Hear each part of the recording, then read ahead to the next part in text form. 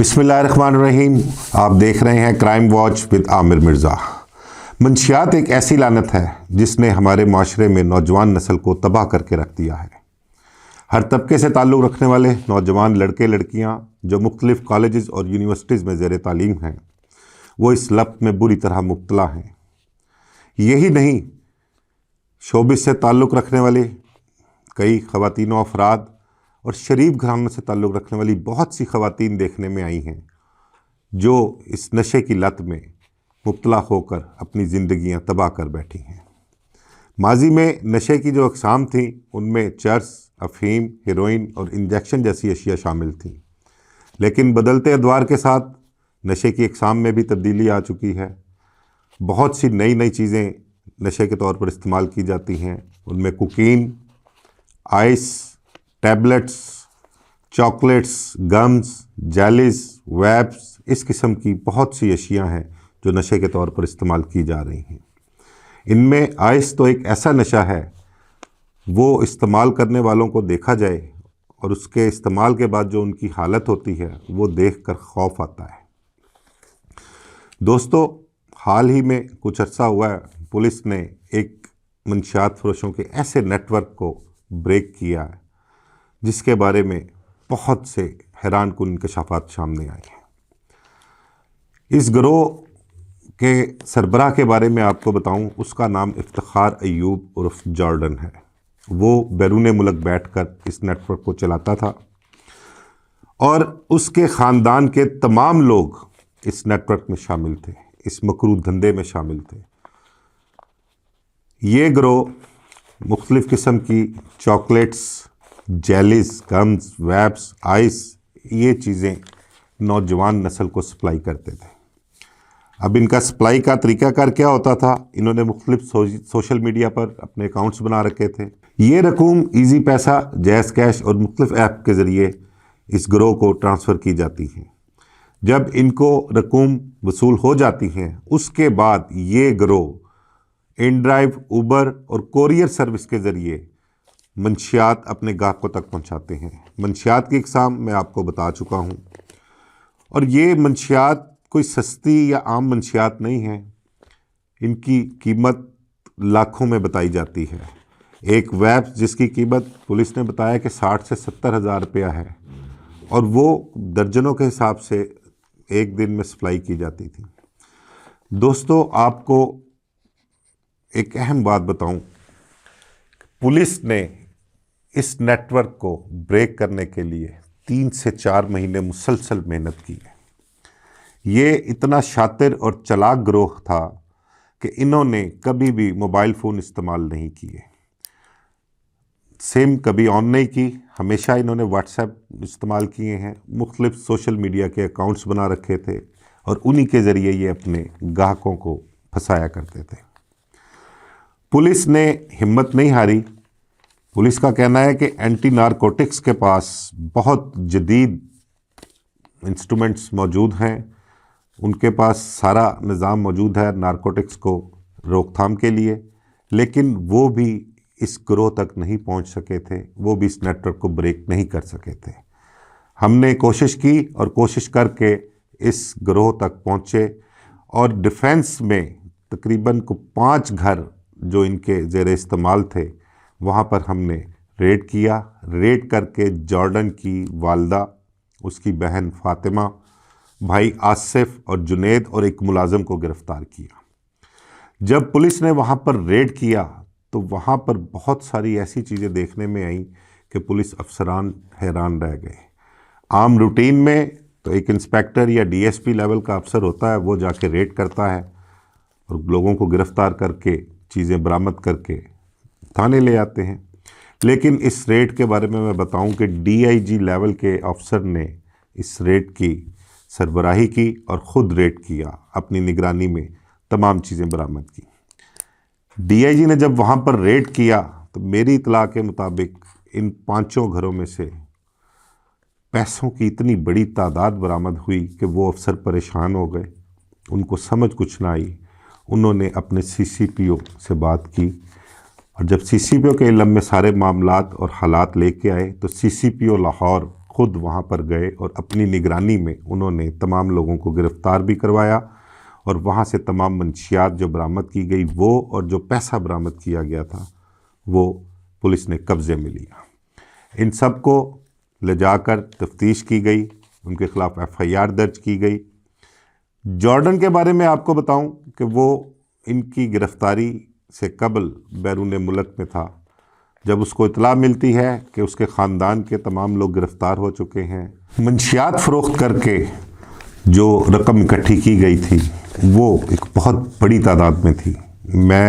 मुझे उसकी किसी पुलिस अफसर ने तस्दीक नहीं की, लेकिन मेरे ज़राए का कहना है कि इन 5 घरों में पुलिस रेड के दौरान जो पैसे बरामद किए गए उसकी तादाद या उसका फ़िगर बहुत बड़ा है, लेकिन इस बारे में किसी ने भी अभी तक कोई तस्दीक नहीं की और ना किसी ने इस बारे में हामी भरी है कि वहाँ से कितनी रकम बरामद हुई है। दोस्तों, जॉर्डन और इसके ख़ानदान के बारे में आपको बताऊं, ये अरसा 12 साल से इस मकरू कारोबार में शामिल थे और मुख्तलिफ़ शहर के मुख्तलिफ़ इलाक़ों में ये मंशियात सप्लाई कर रहे थे।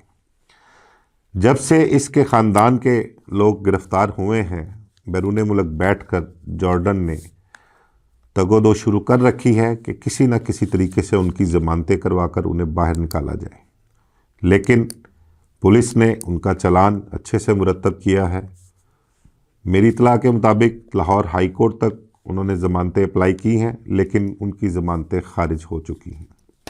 जॉर्डन ने यहाँ पर कुछ लोगों को इंगेज भी किया है अपने ख़ानदान के लोगों को बाहर निकलवाने के लिए और उनको पैसों की खुली ऑफ़र भी की हुई है, लेकिन दाद देनी पड़ेगी हमें लाहौर पुलिस को।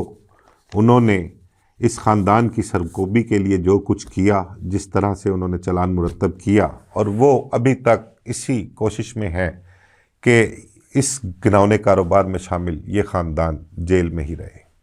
पुलिस की ये भी कोशिश है कि जॉर्डन के बारे में उसको किस तरीके से वापस मुल्क लाया जाए और उसके ख़िलाफ़ भी कानून के मुताबिक कार्रवाई की जाए।